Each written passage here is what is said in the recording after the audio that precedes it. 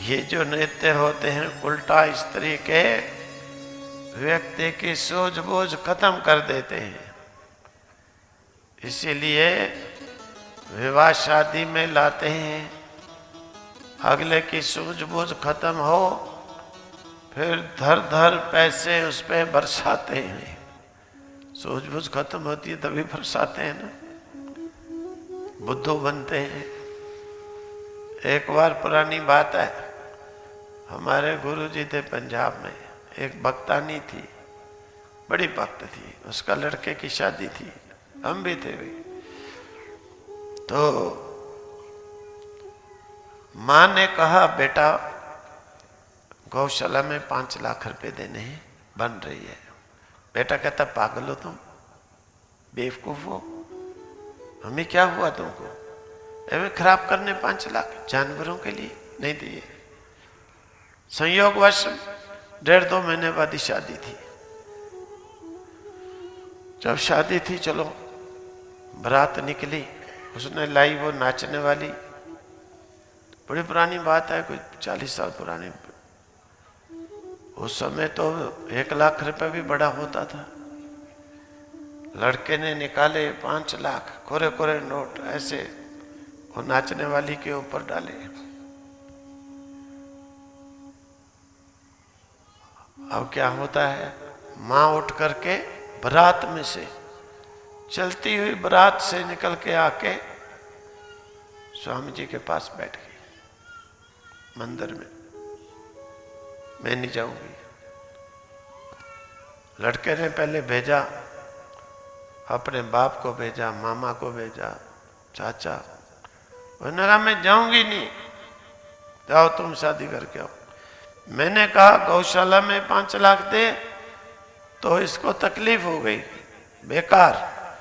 और ये अपनी अम्मा नाचने वाली के ऊपर 5 लाख ऐसे डाल दिया 1 मिनट में।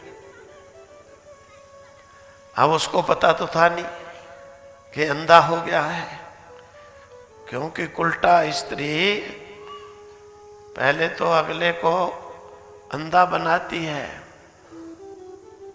फिर नहीं देखता क्या ठीक है क्या गलत है। लड़का आधे रास्ते से गाड़ी में सबको वहीं बारात को रोक के स्वयं आया। मानी जाएगी तो बेइज्जती हो जाएगी। हमारे सामने की बात है। उसने कहा तुम कह रहा था गौशाला के लिए 5 लाख बेकार हो, तेरी ये अम्मा जो आई है इसके लिए साकार है, ये ठीक है, नहीं जाऊंगी। हाथ जोड़ा, हाथ जोड़ा, स्वामी जी के आगे प्रार्थना किया। हमें भी कहने लगा किसी तरह मम्मी को मनाओ। फिर तो छोड़ो, माँ को कहता है 5 लाख छोड़ 20 लाख अभी दे गौशाला में, 10 लाख कहता है स्वामी जी को भी देता हूं, तो किसी तरह चल। चलो फिर स्वामी जी ने समझाया कि भाई अब तो चली जाओ। उसने कहा नाचने वाली को वहीं से भगा, बस तब जाऊंगी। वहीं से गई, तब मांग गई। मैंने कहा अच्छा सीधा किया। इसी तरह से लोग बड़े चाव के साथ जाते हैं देखने। ये पता नहीं है कि तुम्हारे को पहले अंधा बनाती है, फिर बुद्धू बना के, फिर तो तुम्हारा नाश, तुम्हारा नाश।